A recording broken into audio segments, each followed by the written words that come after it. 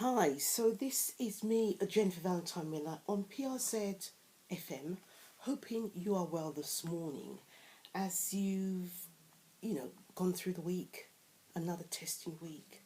This is the radio production with a Christian theme that has music that is good for the soul and inspirational media. I'm entitling this show All About Daughters. Congratulations, it's a girl. So why celebrate a daughter? There isn't a reason to celebrate daughters. However, from loving and supporting their parents to spreading joy in their life as they grow older is an asset and the most precious of gifts. For parents watching their daughters grow up as independent individuals and relating to their parents with great pride. How about daughter-in-laws who are known as angels sent from heaven to fill the hearts of families members with pure joy? Even I find it fitting to look into my little girl's book and share some glorious gems. Now it is written here that my daughter was born in autumn and a late fall into my life, lying purple and dented, like a little bruised plum, as though she'd been lightly trodden in the grass and forgotten. The matron picked her up, and she came suddenly alive, her bent legs kicking like crab wise, and the first living gesture I saw was a thin wringling of hands accompanied by a far-out Hebridean lament. This moment of meeting seemed to be a birth time for both of us, her first and my second life. Nothing I knew could ever be the same again, and I think I was reasonably shaken. I peered intently at her, looking for familiar signs, but she was as convulsed as an Aztec idol. Was this really my daughter, this purple concentration of grief, this blind and protesting dwarf? Then they handed me to her, stiff and howling, and I held her for the first time and kissed her, and she went still and quiet as though by instinctive guile, and I was instantly enslaved by the flattery of my powers. She was, of course, just an ordinary miracle, but also the particular late wonder of my life. So almost every night at first, I'd take her to bed like a book and lie close and study her. Her dark eyes would stare straight into mine, but off-centre, not seeing me. Here she was then, my daughter, here alive, the one I must possess and guard.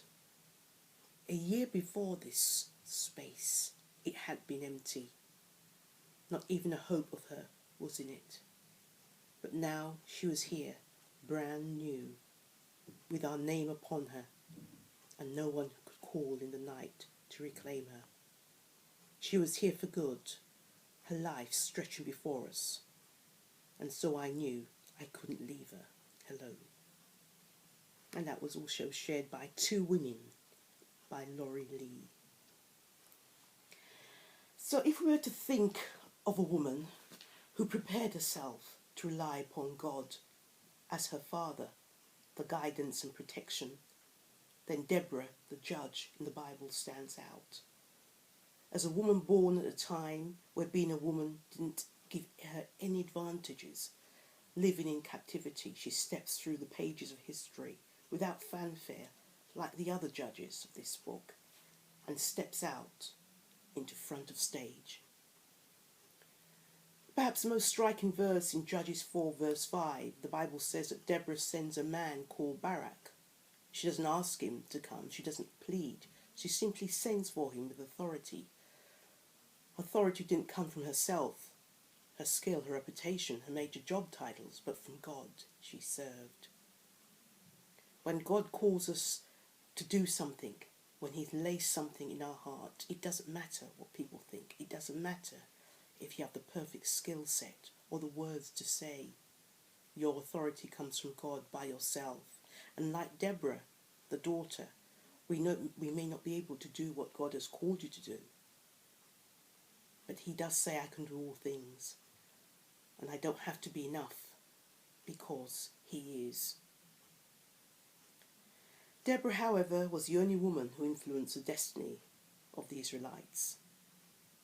Another woman, another daughter, Tamar, took matters in her own hands and guaranteed Judah's lineage, which included David and Christ.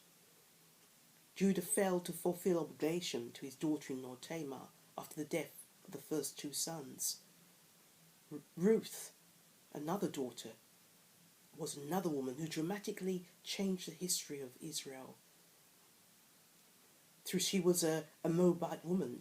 She boldly asked Boaz to marry her and become the kinsman redeemer.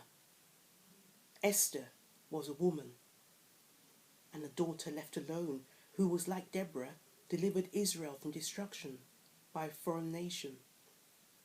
Esther was a wife of King Zusius, and Esther bravely approached the king, and in an elaborate plan she exposed chief officer Haman, saving the Jews, therefore, from destruction in Esther 7. It seems that some things are never enough, never good enough. So what gives us the authority to step out, to lead, to be an example like these women? Fear and doubt, of course, which wrestles against God's voice. It holds a person back and keeps them from stepping into their calling and choke out their faith. It's amazing how fast the devil pulls out past scars when we're trying to step out into our calling. He pulls out all the stops, dragging our insecurities and our past from where we thought we'd left them buried. This may not be a physical war, but spiritually and emotionally, we are waging a war that we feel like we just can't win. Your authority comes from God. The attacks from the enemy are coming from a retreating army that already has lost the war.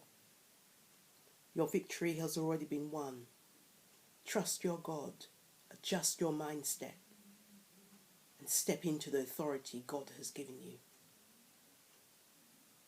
Deborah was one of many women in the Bible who fulfilled God's plan through her integrity and faith.